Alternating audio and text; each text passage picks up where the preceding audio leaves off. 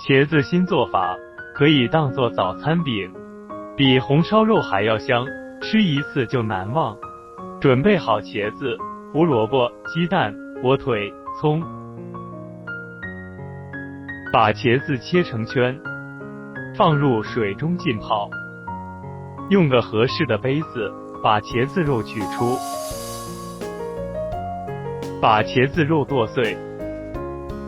胡萝卜切成粒，葱切成葱花，火腿也切成粒放到一起，加1勺鸡粉，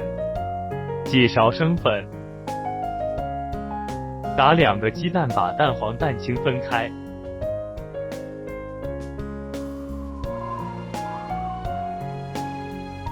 加入鸡蛋清，搅拌均匀，再加1勺生粉，搅拌至粘稠，涂抹均匀在茄子中间，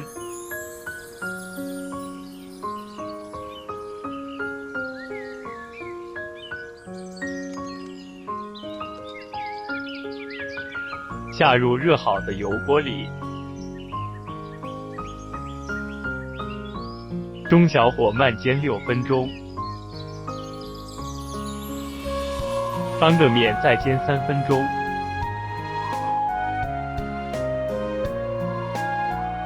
出锅了。